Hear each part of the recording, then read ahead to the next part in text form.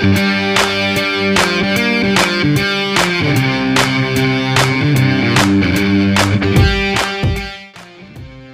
and welcome back to Appleosophy Weekly, where we unwrap the tech of today. And while we're busy unwrapping the tech of today, Mr. Dave Zatz here is busy unwrapping everything new in the entertainment and home industry on his blog, zatsnotfunny.com. What's up, Dave? How's it going? Everything is great. How are you doing? Pretty good. I'm good. I'm good, feeling good today. All right. Well, thanks for having me. I'm excited to talk about the stuff of the week and how I consume things. Well, that's what I want to ask you. So I'm going to start off. So you're known as kind of the entertainment and home kit guy. How much media do you think you consume daily if you were to put an hour on it? So it's definitely declining. I have a small daughter, and while I still consume a lot of media, most of it, or a large percent of it now, is media that she enjoys. So for me, harnessing the tech over the last 20 years, it's not necessarily about how much I watch, but how efficiently I watch by dropping things like commercials. I'm not wasting 20 minutes an hour on a TV show of commercials. So I'm probably 2-3 hours a day of entertainment, but efficient entertainment. Now, you're a big fan of TiVo. You said it's a love-hate relationship that you have with it. Now, I used to own the TiVo, like the back in the day TiVo, the one that hooked up to your DVR and stuff. Now I understand they're doing sticks, sort of something similar to the Amazon Fire that you can stick in the TV and view 4K content. I watched a couple of your YouTube videos on it. What's that like? So TiVo, as everyone knows, old timers such as yourself, they kind of kicked off the DVR era where you have a little more control over your content. And it turns out the cable companies have an effective monopoly, and most folks are going to get their DVRs from there. And that portion of their retail sales has been declining massively. So they see what someone like Roku's doing, and they say, we're going to do that too. So now they have a 4K streaming stick based on Android TV. But instead of stopping there, they're trying to do what they've always done and sort of aggregate that content to make some sensible recommendations to you. They're going to pull in from all the different streaming services. And it's kind of appeal to some folks. It may not appeal to others. It's not something I use on a daily basis. Given what I cover and the things I'm interested in, I'm in tune with it. But on a day-to-day basis, I've moved on from TiVo, both for DVR and streaming. So that's important. So what's your day-to-day setup like? Do you have some home pods hooked up to an Apple TV? Is it more Amazon centric? So my family hates me because, I'm geeky and I'm tearing it apart and rebuilding it all the time. About a year and a half ago, I said, I'm done with TiVo classic DVR. I don't like what they're doing anymore, how they're doing it. And I'm geeky enough that I can do something different. So I'm using Channels DVR, which is basically a software app. And then I have a network tuner, HD Home Run. And the Channels app pulls in the channels from the HDR Home Run. And then I have a little bit of storage, and it's got to live somewhere. Now, your Channels DVR can live on a computer or a NAS. I have a Shield TV. So it lives on the same device that plays it back. That's interesting. So it's a little overly complex. It's not for everyone, but it's a small company of TV lovers. There's no forced ads, nothing like that. In fact, they give you the tools to cut the ads across all the content, whereas TiVo gives you some limited ad skipping for primetime content, but then they go back and they prepend an advertisement to the beginning of your DVR show. Whereas Channels, it's clean, fast, no ads, which again, when I started, messing with this stuff 20 years ago, I hate commercials. I don't got time for that. Yeah. Well, and that, like, as a dad, you said, as a father, you have less and less time to watch TV in general. The last thing you want to do is have to deal with commercials. I remember with TiVo, I was skipping through commercials, fast forward and play back the whole DVR nonsense. So this service that you're using, tell everybody what it is again. It's called Channels DVR, and there's Channels DVR. So there's ways to slice and dice it. you need a tuner, or let me rephrase that. You need a television source. It could be Nick Jr. using your Comcast account could be the TV source, or it could be Yeah. an HD home run with an antenna, or it could be low cast. So you got your source, and then you may need some storage, which may be where the software lives. Like for me, the server software lives on the NVIDIA Shield, and there's a USB drive attached to it. But also my playback software lives there. But also the best channels DVR client is Apple TV. So I can watch channels DVR on Apple TV streaming from the NVIDIA Shield. And then you were talking about HomePods, and HomePods aren't quite there for me. I'm more of an A guy. I can't say because all kinds of things are going to fire. But one interesting thing I've been doing with Apple TV is the Sonos IKEA speakers. You can use AirPlay to beam to it, and with the wireless sync, it gets pretty good. Well, I noticed you were talking about those on Twitter. IKEA has a new set of speakers that actually hide behind a painting, an easel, which is kind of cool.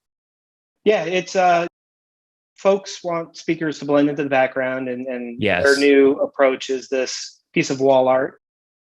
And it's pretty, supposedly from the reviews I've read, the sound is good. They're about $200. The main problem I personally have is the dangling cable. So I'd have to figure out a way to punch that through the wall.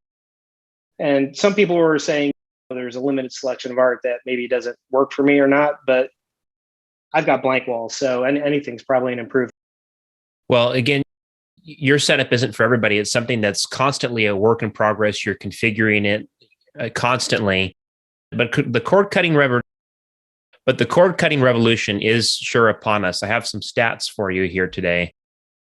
So over from Nick G over at Tech Jury, he compiled a bunch of statistics, all from Statistica to Forbes to Press Enterprise, everything. And he came up with these. I have some cool facts for you here. It says pay TV lost over 5 million subscribers just last year, just in 2020. And nearly 30% of US consumers plan to cut the cord in 2021. Nearly 30%. Yeah, it doesn't surprise me.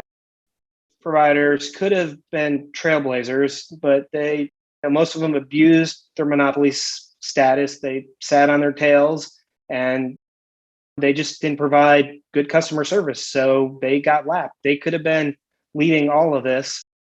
So people are tired of hidden fees. They're tired of bundles that don't make sense. They're tired of when the price changes dramatically, although we see that with some of the streaming aggregators. But it doesn't surprise me. And the scary thing for those executives has to be, again, folks like my daughter. She doesn't know what a commercial is. She doesn't know what cable TV is. She's got Netflix without commercials. She's got Hulu without commercials. She's got YouTube without commercials. So what TV is a changing thing. TV is video on an iPad, and it's not coming from Comcast all the time. So we're definitely living through a revolution here. Now, the important thing is not everybody wants to have to configure something like this every day. Everybody's looking for an all-in-one solution, something like an Apple TV or Amazon Fire TV, where they can just plug it in, run the apps that they're going to run, subscribe to whatever they're going to subscribe, Netflix, YouTube TV, whatever it may be. Now, are you saving money the way you're doing things right now versus if you were to go with a cable provider or even something like YouTube TV? I'm unusual because of what interests me and because of certain channels my wife must have. So we have cable through Verizon Fios, but we also have Hulu and Paramount Plus and HBO. And so I am saving no money. I am spending an extraordinary amount of money, but I'm unusual. Most people who are truly cord cutting, they're going to be saving money. And like you said, folks like things simple. And that's why you see things like Pluto TV and the Roku channel taken off. It's hundreds of channels of stuff. Now, you got to be willing to sit through the commercials, but there is all kinds of stuff. Like when I'm bored, I'll flip on Pluto TV for a weather channel or for the Love Boat, something silly like that. On the Roku channel, there's just a rolling stream of Kids Bop for my daughter. So that's simple and inexpensive, and that appeals to a lot of people. It's just a lot of entertainment for not a lot of money or mental investment. You don't have to build something crazy like I did. Well, I think it's important to follow people like you who are constantly tinkering. because the next best solution could be sitting right under your feet and you wouldn't even know about it. So there has to be people that are constantly picking at things, looking for the next best solution. So it's very important. I want to talk about subscription fatigue because I suffer from this as well. Mm-hmm. You were talking about your subscriptions. It seems like YouTube TV just raised their prices. They're my provider for Mm-hmm. most, if not all of my channels. I only have Philo and Paramount Plus for one or Mm-hmm. two shows. And I interchange those all the time because certain shows go out of season and things like that. So with these internet cable providers increasing their prices, these streaming services increasing their prices, Netflix was just in the news this week. They want to increase their prices, add a separate tier for gaming, things like that. What do you think about all that? Is it worth it to be a cord cutter these days for the average consumer? Content costs money, whether you get it through a legacy cable provider or whether you're streaming it. Content is not cheap.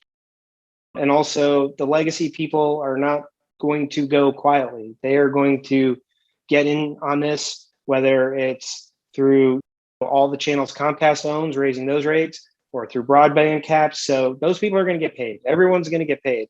So, but you're right. There's this increasing pressure on consumers as everyone's raising their rates. And I think what's going to happen is that you're going to have people being more selective about what they watch. People aren't going to subscribe to everything like me.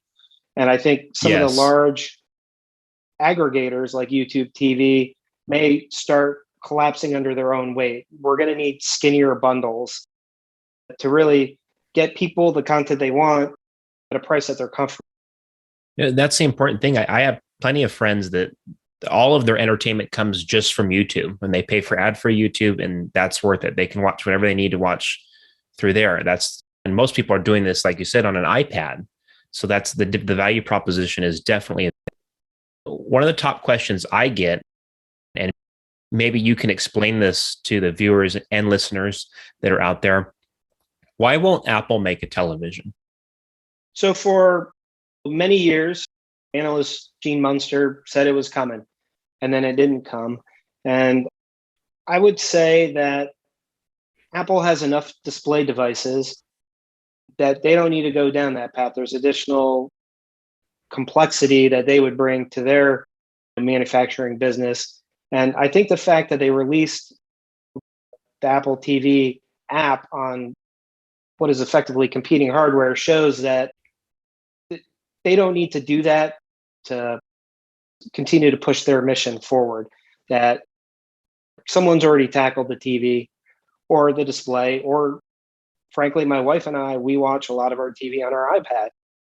That is the display. So for many years, my TVs were getting bigger and bigger. And now we're watching more on these portable devices. Maybe it's not the ideal cinematic experience, but it's comfortable and convenient, which trumps a lot. Definitely. And comfort and convenience over everything. That's one of the reasons you could say AirPods are so successful. For me, it's always been when it comes to Apple making a television, a standalone television monitor. It seems like to me, with the rise of the smart television, the margins just aren't there for Apple. They're not interested in tracking people, collecting their data. And that's why you see these Android televisions that they're increasingly getting cheaper and cheaper. Or should I say decreasingly? They're decreasing in price over time because of the amount of data that these smart televisions are able to harvest from you. One of the newer televisions I just purchased, it was an Android TV television, and you couldn't even activate it without connecting to the internet network. So it could start gathering all that. Yeah, and that's the first thing I did was sign out. Yeah, and that's basically where we are. When the rumors were Apple was looking at this shadier side of the business didn't exist, and now Vizio, I think, recently came out with their quarterly earnings or whatever, and like 40% of their revenue was behavioral information and advertising or whatever else coming through the TV versus 40%. selling the hardware itself. Yeah, it was something like. So it is a little uncomfortable. And you're right. That's not Apple's business. They're not selling ads. They're not selling behavioral information. So the things have shifted even further where it's probably not super appealing for them. They're presumably selling their hardware at high margins. The people who want it will grab it and they'll scale up and down their supply chain as needed. And then you can still get Apple TV on these other devices and AirPlay 2 on these other devices. So everyone's happy. If you are content with an inexpensive Roku, you can still be in the Apple ecosystem. If you want Apple's premium hardware and are in a position to afford it, you're covered on this side as well. So they're good. Well, one of the things I like about Apple's quote unquote walled garden, that's what people call it, is most of the time things just work within the ecosystem. It's not segmented. And it seems like Apple's solution to this is, like you said, hey, let's enable the AirPlay protocol on smart televisions. Let's enable the Apple TV app on smart televisions. And now we're in a place where not all of these televisions play nicely with Apple hardware. Most of these, I can't even get my HomePod to connect, or after a certain software update, the HomePods no longer connect. And that's just something that would never happen if I had an Apple TV, for instance. So it kind of, if you want the Apple experience, it still guides you in the direction of purchasing an Apple TV, which I think is clever. But you may a television that has certain functionality and a year later it doesn't because of a software update. Yeah, and even so on, one of our prime sets is a Vizio, and the AirPlay support is inconsistent. Sometimes it is amazing. Sometimes I get something flashing on the screen that it just can't connect and do what it needs to do. So yeah, I agree with what you're saying, that a lot of folks really strive for that simplicity where things play well together, and Apple's historically very good at that. Play mentality, yeah. Yeah. It's just, there's Apple TV is about $200, where you can get a Roku or a Fire TV for $30. So it's, some people are not in a position where they can afford it. They make a different decision, or some people just don't see the need for it at all beyond money. That Apple TV app and AirPlay 2, some of this other hardware is good enough. It gets you 80% of the way there, 70%. Yes. You won't have beautiful photos, slideshows, and this and that, but you'll get the Apple TV content and you can beam whatever you want from your phone. Yeah. Now, we do have a special segment here. It's called Get to Know the Pro. It's a series of 10 questions. We're going to ask you them. They're rapid fire questions. Most of them are yes or no. Some of them have choices. Are you ready for Get to Know the Pro? We're going to find out. We're going to find out with Mr. Dave Zatz here, guys. All right. Question number 1. 2 of them have to go. iPhone, iPad, or AirPods? iPad. Silver, graphite, Pacific blue, or gold? Ooh, you're choosing Pacific blue. Blue all the way. Mouse, multi-touch screen, or a trackpad? Mouse. Favorite form of input? Mouse. Imagine a television with a mouse. I've done it. Would you rather live without Wi-Fi for a year or have an iPad mini be the only device you're allowed to use for 6 months? It's a cellular model. I have to choose Wi-Fi or iPad mini? No Wi-Fi or iPad mini. No Wi-Fi or iPad mini, but it's a cellular model. I guess I'd take the iPad. iPad. You are watching most of your TV through the iPad. Apple Music. Is it an epic win or absolute fail? Somewhere in the middle. Ooh. How about that? Can I do that? Yeah, you could do that. You can do whatever you want to do. One has to go. Twitter or Apple TV? Apple TV. Aux cable or Bluetooth, all the things? Bluetooth. Bluetooth. You're a wireless guy. I like it. Favorite 24-inch iMac color? Green, yellow, orange, red, purple, blue, or silver? Blue.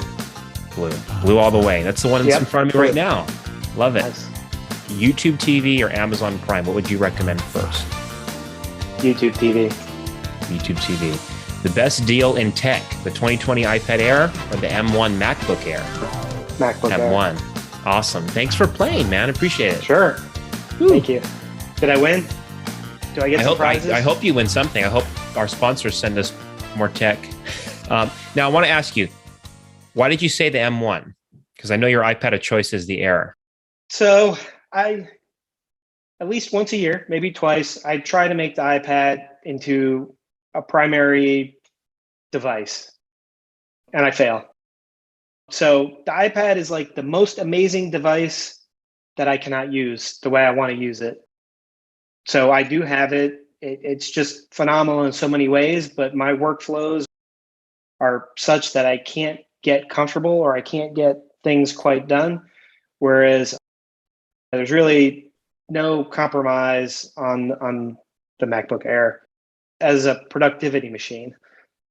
Well, and it's funny, the A14 and the iPad Air, when it comes down to performance, is just kind of a graphics anemic version of the M1. And still not bad at all, but just downclocked a little bit.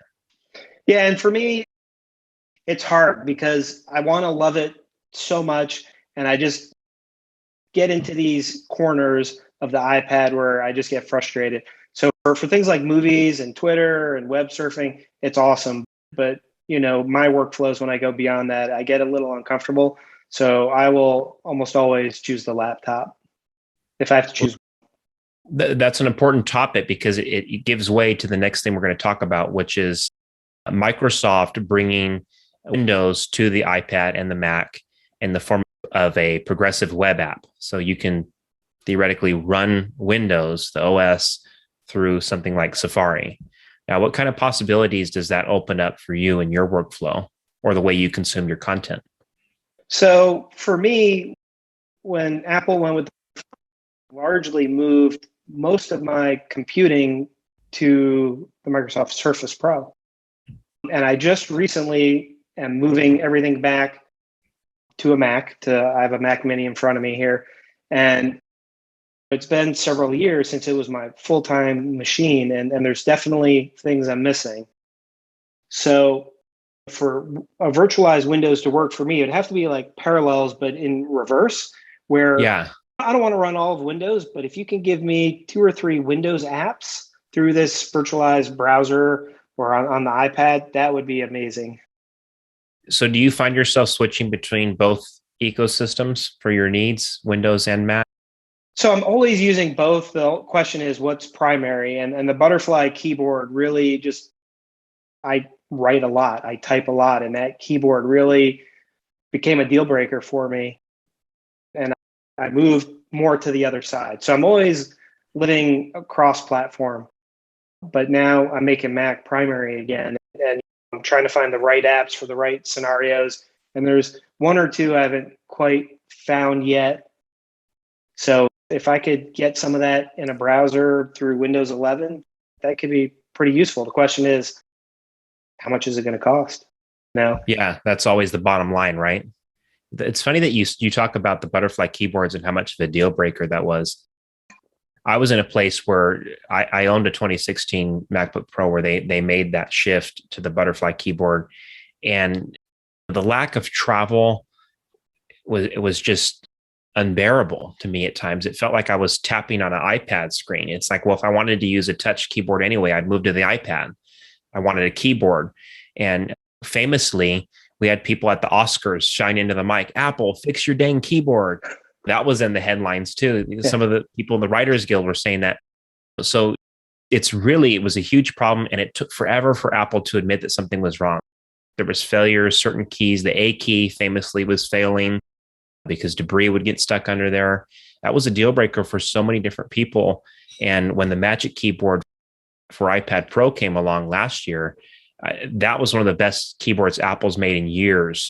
Mm-hmm. And all it took was a millimeter, not a half millimeter key travel, and it felt worlds better. Yeah, and then that was what was kind of part of the frustration for me. I'm like, even before that, just the regular simple iPad keyboard cover accessory, I'm like, why is this better than the keyboard on my $2,500 laptop? It was just kind of mind-boggling. Totally frustrating, yeah. And the Surface keyboard isn't necessarily a great keyboard either, but it was a better keyboard in the sort of form factor that I needed at the time. So, but yeah, I'm always, like I said, I build things up, I tear them down. I'm always in motion, which is probably demanding again to my family. But yeah, so I got a hand and foot in just about everything. I think that's a healthy thing. Explore your options. and you'll always have the right tool in your toolbox for whatever workflow. But shifting things back to entertainment, I want to talk a little bit about Apple TV Plus. Now, the film studio behind Lee Isaac Chung's Minari, which was nominated for a bunch of awards, and some Apple TV hits such as Boy State and Sofia Coppola's On the Rocks, the film studio A24, Apple may be interested in purchasing them. They may be acquiring A24 film studios. Now, what do you think about that? Do you think Apple's going to start building a backlog of content, or do you think their ego is preventing them from doing that? They want to produce their own original stuff.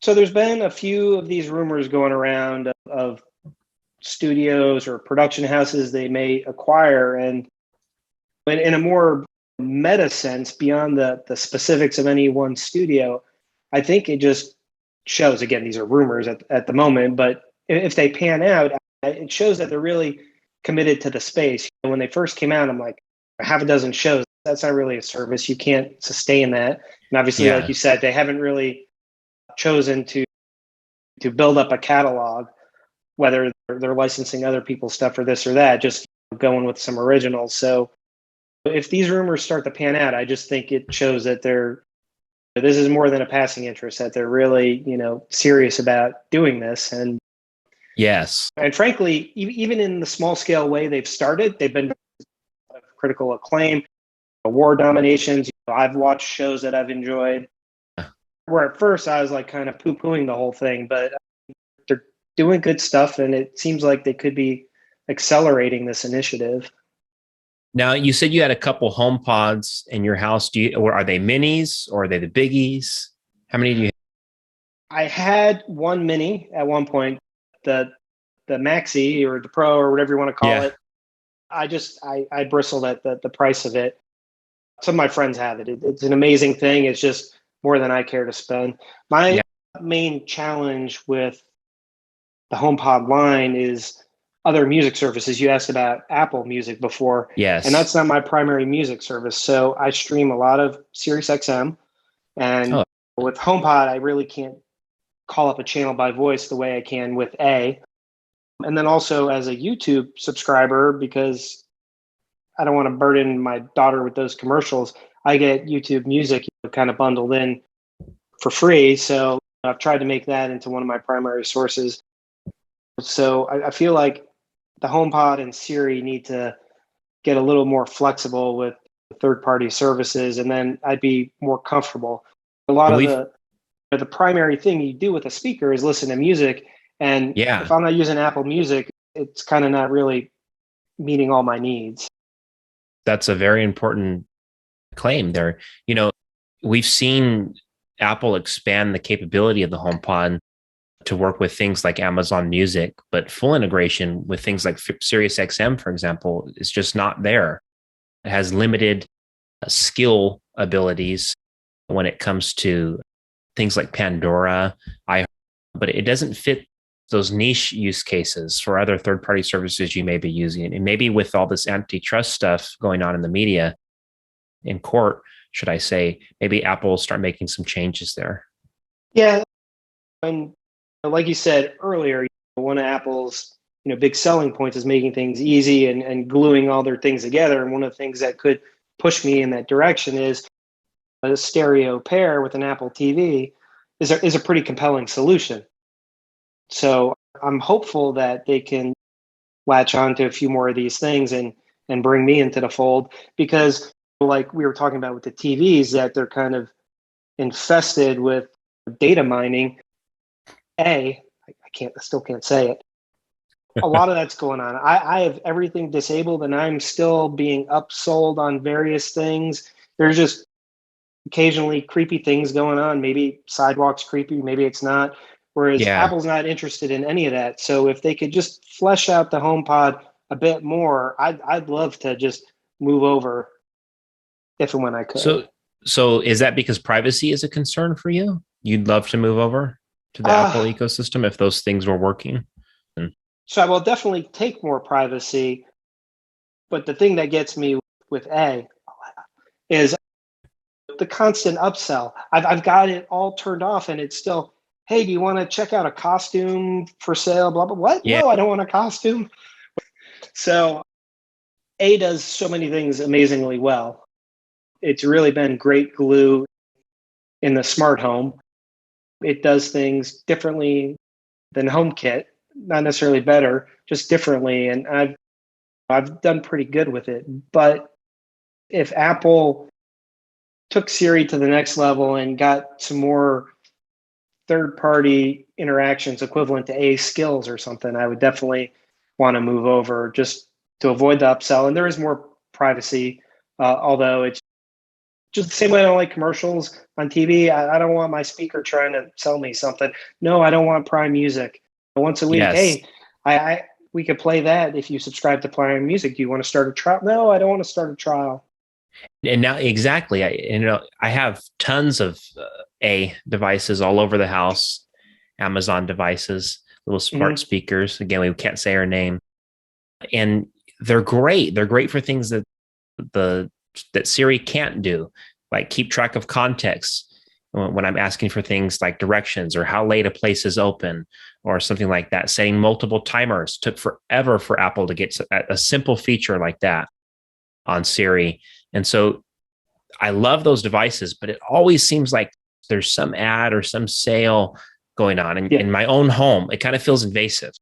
Yes. I'm asking her to set a timer, and she's all, well, while you're at it setting a timer, would you like some apple pie recipes? And it's literally that out of context. Yeah. And that's when I got the pitch for some kind of costume, I was asking about the weather. What? I don't need a costume because it's going to be warm or cool or whatever it was, or hail. I have no idea, but I don't need a costume. It's totally out of context. Yeah. And also, so the way the HomePod fits in with HomeKit on the hardware device stuff, I would benefit from the extra privacy, like the secure video interests me. The fact that I find the interface of the HomeKit secure video a little minimalist, too minimalist at this point. But the fact that all that video is encrypted and going into my iCloud and there's no extra subscription, no extra anything. I mean, that is appealing, but I have so much over in that it's hard to move it over without, I need my music too. I want all of it. Then they're all very important concerns. And it really just, when it comes to the home, so many things are so segmented. Do you think the Matter protocol is going to solve? So if you believe the sales pitch and we give it 9, 12 months, I think things are going to be better. Solving it, I don't know, but I think we're going to be better. And the rumor is that Matter devices will be able to interoperate with HomeKit without being certified by Apple, that there's just going to be less friction. But Matter and chip and all that, they've got some work to do as well. It's in its infancy with these edge routers and this and that. My Eero's got some thread, but isn't quite a hub thread. And so optimistically, 9 months, realistically, we're probably looking at 18 months to get to a better place. I think it's going to ease things. And I think you're going to buy your little leak detector and you're going to use it with whatever hub that you prefer. If that's through HomeKit, great. If it's through your Eero, who's doing it too, great. So I think we're starting to converge in the right direction, but it's going to take time. People got to execute. And all these people are trying to make money. And sometimes limiting access is part of the business model. But I'm feeling hopeful. I'm hopeful as well. I'm hoping that all these things will integrate perfectly in a perfect world. When it comes to things like Matter, we had Scott Beck on the show last week. He's CTO of Abode Home Security Systems, and he was talking about HomeKit and the Matter protocol and how this is all going to play out. And he says, keep in mind, this is not the golden key. This is not the all-in-one solution. So all this segmentation we may have, having Amazon devices, Google devices, Apple home devices in our home. This isn't the all-in-one solution, like you said. And I think you said it best, Dave. It's about reducing the friction. So you could, have a couple commands that do work on a HomeKit and could tell your Ring doorbell to do something. I was in a place where I needed to buy an Amazon Echo Show because I bought a Ring doorbell and it didn't work with HomeKit, and the rest of my house is HomeKit. So that's kind of how Amazon made its way into my space, was because I bought a Right. Ring doorbell, didn't know it wasn't going to work with HomeKit, didn't check. It was just a Yeah. great deal, so I snagged it. So you can bridge it if you want, but again, it's effortful and geeky, and it's going to break Yeah, periodically. So I did that. So with my garage door opener, it's not native to Alexa or HomeKit, but I bridge it to HomeKit, and for a week it was amazing. Then yeah. the developer would update, it would break. Then the volunteer developer over here would fix it, and it would work for another week, and then it'd break again. So yeah, we got to go back to how can we get these things to interoperate without hacky stuff, and to allow people to break through those walled gardens and be on whatever they want to be on for whichever part of their spectrum. I don't think it's going to be all this. I think it's just going to be mix and match, and I think the Matter will get us closer to doing that a little less painfully. Now, have you heard about these HomePod 15 betas, HomeOS 15 betas that are making their way onto these HomePods? Pods are experiencing logic board failure. It's like Apple's inadvertently canceling their own product that is no longer on sale. Well, hopefully they'll make it right. I mean, Apple's usually pretty good about doing if the hardware still exists. Unless it's a Obviously, if they're butterfly no keyboard. right, yes, that was way too long to correct. But for breaking hardware, I think if they have the inventory, they get it replaced. Obviously, it's a much loved product that is no longer being manufactured, which is somewhat of a conundrum. There are Yeah. people out there I know still hunting them down because they are so amazing, and supply is constricted. Yes. Just to kind of give people the history. So a couple months ago, Apple decided we're going to stop manufacturing the big HomePod, the OG HomePod, and they said they're available while supplies last.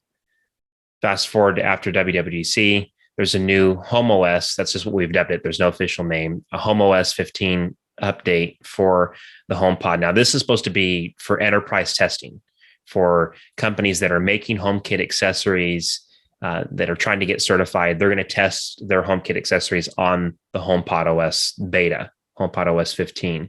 So this is not a consumer beta. There's no public beta out. There's not even a program for just the regular developer to get their hands on this. But of course, people find a way to obtain the profile.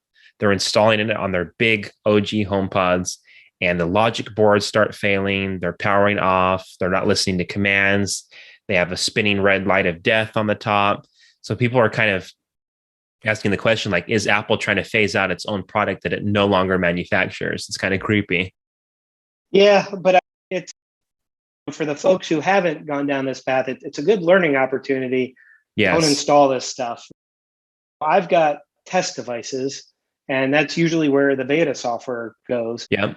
Like even the public beta, nothing's more important than my phone. And I'm not even ready to put the public beta on my phone. That thing's got to work. I don't want any app incompatibilities, this or that. But downloading these profiles to get these software, these folks are learning the hard way that you can brick your stuff. I don't think Apple's obviously doing it on purpose. Hopefully they'll help them in some way. But yeah, you got to be very cautious with unreleased software, how and when you apply that. That's very true. I'm testing iOS 15 and watchOS 8 right now, but I'm not testing anything on my iPad. My iPad's the primary device that I use for work and productivity. So I just can't afford for certain apps to all of a sudden not be working. Certain incompatibility issues, I couldn't deal with that. I would lose money over that. And so it's really important. Don't go full steam on iOS betas. Yeah. Or betas of any kind of pre-release software. Now, I want to talk about Apple's new MagSafe battery pack. Did you see this? Did you see this on Tuesday? It's kind of cool. Yeah. So there's Apple's third-party accessories that bring the same thing, and it's, I guess, a little bit of a slower charging, and it's cool. It's $100. It pops on, it pops off. The thing that I always come back to, and I used to have that weird hump case ago, it's just like, if Apple could just make the iPhone a tad bit thicker, let's skip all this. making it a little thicker isn't going to really mess up the feel in your hand or the weight, but we're going to get a little more battery life. And then we can skip some of these things. So technologically, it's a marvel. You've got a magnetic battery pack just hitching a ride on your phone, which is cool. But I wish I just had a slightly thicker phone with more battery, and then I can skip dragging around my Anchor battery pack or going down this path. It seems like every year, phones, not seems like it, they were every year up until the 12, between the, let's say, okay, let's break this down. Between, what would I say, the 6S and the 11, between iPhone 6S and iPhone 11 and 11 Pro, seems like those lines were all trending towards, let's make it thicker, let's put a bigger battery. And then all of a sudden the 12 came out, and it's like a 6.7-inch screen on a phone, feels like a behemoth. And then they started making it thinner again. It's thinner than an iPhone 5. Yeah, so like the pinnacle of battery life might be the 11. We'll see what happens here in 60 days or however long. But yeah, battery life is the most important thing when it comes to these phones. And you can achieve better battery life through your engineering or this or that, but sometimes you just need a bigger battery too. It's not just the processor or the refresh rate of the screen, but I would prefer a slightly thicker phone if it means I can skip the battery pack, no matter how clever it is. And it is clever that you can just slap it on and then throw it to the side. Yeah. It's important when you talk about trade-offs, making the phone thicker. Do you think that's something the average consumer would go for? Because you have to keep in mind, we're geeks. We don't, which is, to us, it's like, oh, make it thicker. I don't mind holding it. Who cares how pretty it looks? Me and you are like, just make it thicker. It's fine. Do you think the average consumer would be for that? So I think they wouldn't. I think the average consumer, if it's just marginally thicker, wouldn't care. But Apple might know, and that may be why they're going down this path. Yeah. They certainly have some expertise in the market, what folks want. Yeah, it's hard to say. And I think back to form factors from 10, 15 years ago. I've had phones that are probably 3 times as thick as the phone I have now. So I'm starting from a different place than some folks, with making your point that we may not be the average Joe when it comes to all kinds of tech things. And I think that's really important to kind of put those things into perspective, because for us, it really is so simple. It's like, just make a thicker iPhone. Imagine, I know it wouldn't be this big, but I imagine if they shipped iPhones with the hump on the back like that, solid state. Nobody would want one of those, like a whale. Yeah. Little whale. It's funny, though, as you think about the evolution of phones. We used to have a lot of different phones. Now we've kind of standardized on this skinny slab. Like when you think about the Palm Pre, which was kind of this curved thing, and the original Moto, whatever it was, that was curved and fit in your hand. So now we've kind of standardized. There's obviously a couple folding phones out there, but we've kind of standardized on this super slim slab. And yeah, there is a thickness where it no longer makes sense probably for people, or isn't attractive. And the physical beauty of it's going to matter, and the comfort's going to matter. So yeah, I may not be representative. I can own that. Me too. I could say that I probably most likely use my phone more than the average person does, especially with my business, just day to day. It's more than a few hours on my phone every day.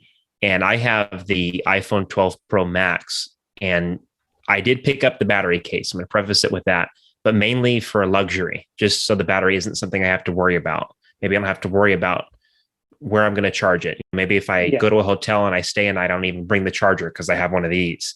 And that's kind of why I bought it as a luxury, just to extend the battery life more than even more. It's your insurance policy, it sounds like. So it's an insurance thing.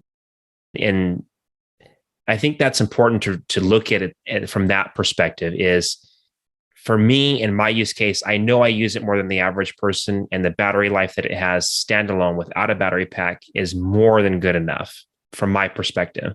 Earlier this week, I purchased one of those, like you said, just to extend it, just as insurance. So what if I charger? But the Right. battery life alone has never done me wrong. I end the day with somewhere between 40 to 30% usually.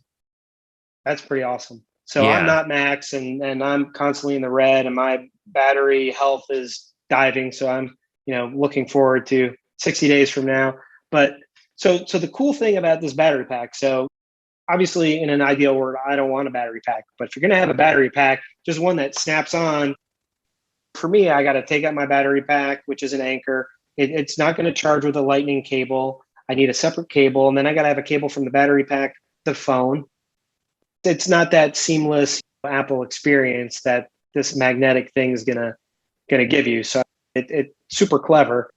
And if you're gonna do a battery pack, definitely this is the way to do it. And you slide it off when you're done, throw it in your pocket or your bag or wherever. Now I got to So find a place to put my wallet though, Dave. your battery, your magnetic wallet. They should make them infinitely stackable. Keep a little sandwich in my pants, Yeah. my pocket. Well, with iOS 15, now you're going to be able to put your IDs and more things in your Apple Yeah. wallet. And maybe one day we won't need a wallet, although you're definitely going to need to always have a charged battery at that point. It's funny when a charger becomes more important than your wallet, huh? That's something that you'll find on the Reddit for that thread for futurology. Now, I want to talk about Kevin Lynch for a moment. Now, he is one of the chief execs behind Apple Watch. He's Apple's VP of technology. He's also the chief operating officer for Jeff Williams's health staff that chiefly deals with the Apple Watch. Now, he's kind of been reassigned within Apple to a new Project Titan, that is. And if you're not familiar with that Apple Car project, what do you think about this? Do you think Apple Watch innovation is going to stagnate a little bit? Because No, I don't think it'll stagnate. I think Apple's a big company with a lot of impressive personnel. People come, go, move where they're needed. I think it says more about that they want to move the car project forward than about Apple Watch stagnating. Again, if we take the butterfly keyboard out of it and the weird puck mouse, Apple's going to mostly do the right thing with the right people.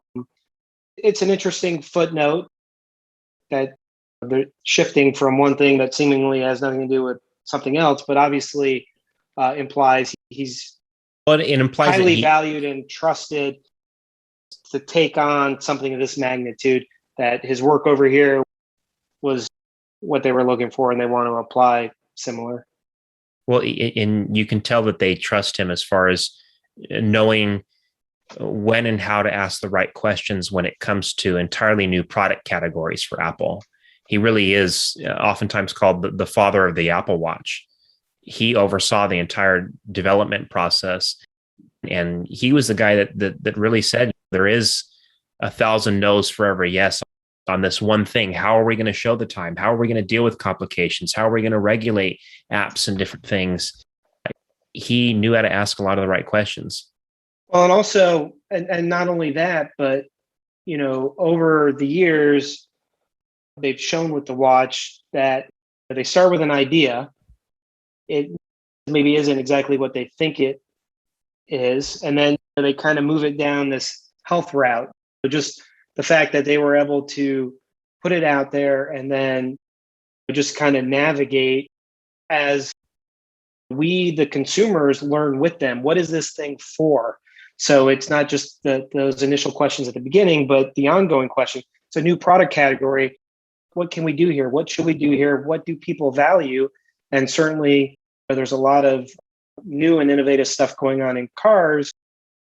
Cars have been around for over 100 years, but suddenly there's this explosion of innovation, and we don't know exactly where we want to be. Do you want a 12-inch screen like this, or do you want it like this, or maybe not at all? And not only being able to make some initial assumptions, but to just gracefully shift as you go, I think is valuable.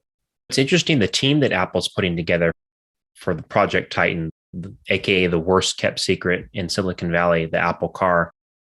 They have John Giandrea overseeing the entire operation. Now he's an AI engineer, ex AI engineer that Apple poached from Google. Previously, before Lynch joined the team just today, Johnny Ive, before his departure, he was overseeing the design of the vehicle, according to some internal reports. So they definitely have an interesting team. Now their VP of technology, Kevin Lynch, is on board. So will machine learning be a huge theme with this car when it comes to things like self-driving? We can make a lot of inferences based on this team that Apple's putting together. It's curious, and especially over the last few years of rumors, that's like they're doing it, they're not doing it, they're just doing Yes. software. But given some of these moves, it obviously seems like we're shifting into gear. That's a good one for this. That's Like I they're like that. really moving forward. And again, they're what can you do with machine learning? And can Apple, who designs their own silicon, do something different than, say, Tesla? Obviously, Tesla's been doing this a long time and Yeah. has certain ideas and skills. It's very fascinating. Well, we've heard things in the media about Tim Cook turning down meetings with Elon Musk. If you remember those headlines, he didn't even want to meet with Mr. Musk. Do you think this is going to be one of those things, just like the Apple television, that will fizzle out, that Apple will ultimately say, you know what, we've looked into everything, it's just not our business? Manufacturing a big mechanical thing is a very different sort of thing than they've historically done. I don't know what their intent is or where they'll land. Obviously, they've got lots of unique skills. They've got unlimited funds to explore anything they want. So it's fascinating. When folks were talking about it as a software only play and they'd have a hardware, manufacturer like a Volkswagen or a Hyundai or somebody, I was like, okay, I could see some synergies there. They're going to bring their skill set and work collaboratively with an auto manufacturer. And I think something like that could work. I think if Apple suddenly said, we're going to build cars, sheet metal and all, the way Tesla builds cars, that would be a stretch for me. I'm not saying they can't do it or they shouldn't do it. It's very different than building a watch. Or building a computer? Yeah. It's interesting to see a computer company try to approach this. And again, Apple's more of a services centric company today and less of a computer company. When you talk about knowing when to ask the right questions, needing someone on the team with experience, Bloomberg reported last month that Apple hired Ulrich Kranz from BMW to join the Apple car team. So he's on the team as well. He brings over 30 years of experience over at BMW. And he was SVP of the team that developed the BMW i3, the EVs. And after he departed BMW, he actually spent 3 months at Faraday Future. And that's where he co-founded the self-driving electric car. I think you've heard of it, the Canoe. And they still have yet to launch their vehicles. So they definitely have some people with experience under their belt that are going to know when to ask the right questions when it comes to something. Because the car, like you said, is a completely different market than a personal computer. The scope of this is probably so much larger than even Apple thought it would be. Yeah. Totally different supply chain and manufacturing processes. It's very different and very broad. Yes. But like you said, they're assembling the people with the knowledge, and whatever they want to do, those people are going to say, we're going to do it this way to maximize our skills and minimize our risk. It's interesting, though, they're a big, rich company. They can do anything. So it's really cool to see them looking at this stuff. Sort of like Tesla came out of nowhere. They didn't exist. And now they define what the modern EV is. So it's pretty cool to see. Hopefully we will. They keep Hopefully moving in the and future. and it's something compelling.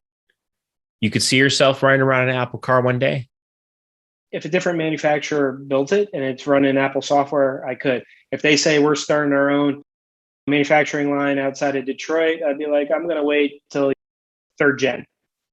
Yeah. Watch it be phased out like the original home. Well, so it wouldn't surprise me if HomePod Big, Maxi, whatever comes back. I think HomePod Mini has been a big success. I think getting that thread radio in there opens doors as we move to Matter. So I think they may have been a little premature, and it wouldn't surprise me if it comes back in a very The similar big form. HomePod was definitely ahead of its time, and it's more geared towards the audio files. It's more audio centric than it is services centric, and I think that was the lack of service integration was too little, too late.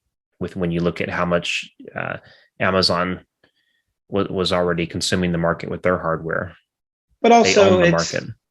so that I agree with that. But also, I think being able to invest a smaller sum of 99 and say, "Wow, this is awesome. Now I want a bigger, better one," is kind of the intro as you're going to flesh out your house. But like I said, I wouldn't be surprised if it comes back. I hope so. I'm crossing my fingers, though I still love my existing OG HomePod. Now it's time for This Week in What the Tech. Dave, you heard about this one? The whole debacle with the iOS weather app? I have. And the 16-year-old in me finds it pretty amusing. How Apple will not display 69 degrees on the weather app. It's kind of a joke, ongoing joke. Chris Gartenberg over from The Verge was the first one to report on this. And he was saying, hey, guys, take a look at this. It will not display 69. It'll always round up to 70 degrees. Now, Apple has always been known as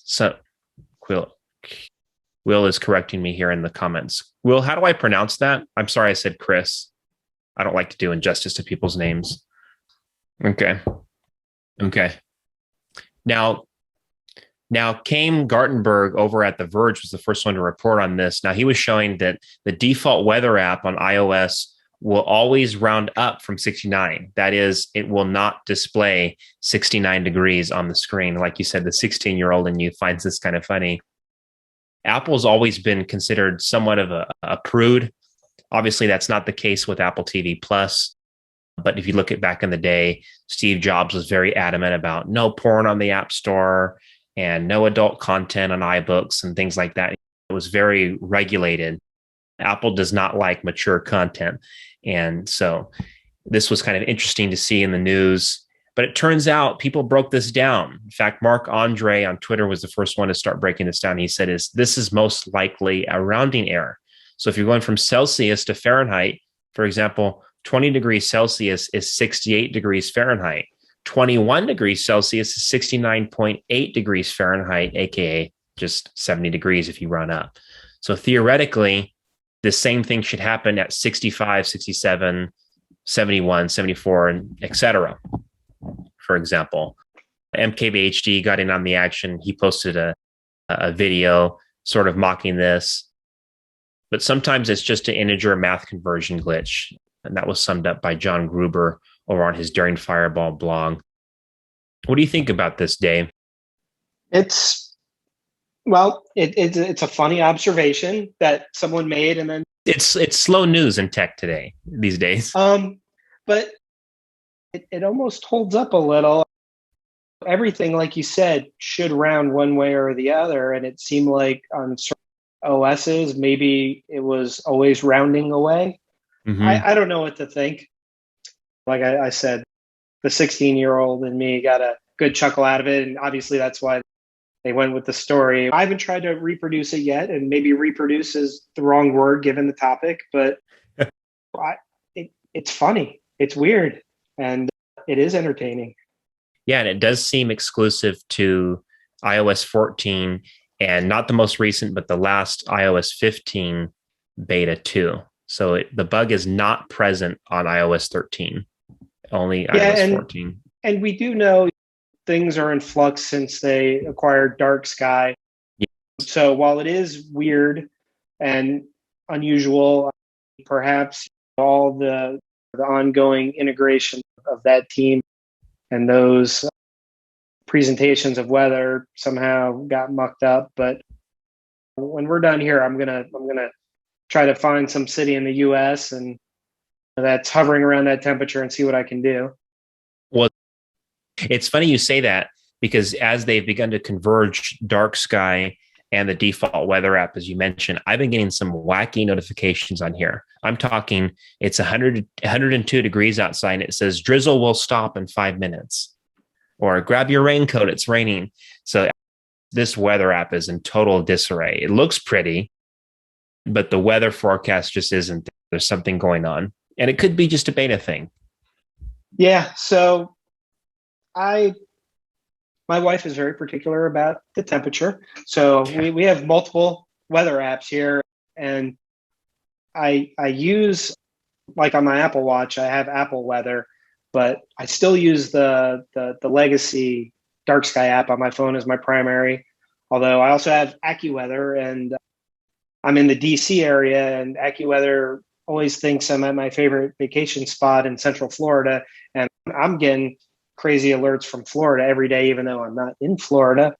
Yeah. Whenever there's tornado warning or thunderstorm, so they're all a little funny, and they all have different data. Like those three apps will each have a different temperature, and maybe none of them are 69. I don't know.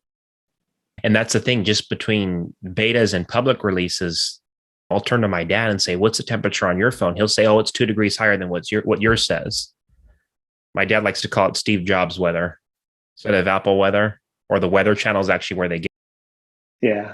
So it's funny. And then some people are doing this hyper local thing, they'll put little stations outside, and I'm like, man, I got enough variability, and I'm going to stick with the major apps, and maybe we'll come up with some automation to average the sources. Well, what Darksky was doing, and I think they were still doing it toward the end, is kind of crowdsourcing weather a little bit. You could report that it was raining, but all you need is a silly 16-year-old that thinks 69 is funny to mess up the weather, reporting the weather. Well, Dave, thank you so much for joining us. You want to let the people know where they can find you on social media? Yeah, so these days I'm most active on Twitter, just Dave Zatz at Twitter. And you can find me over on Twitter at Bromshank. That's at BRAHMSHANK, at Bromshank over on Twitter. Come say hi. Same name for the Instagram too. Come say hi over there. Hop into my DMs. We might feature you on the show if you ask a silly question. Thank you guys so much for joining us for this week's episode of Appleosophy Weekly. Stay tuned for next week.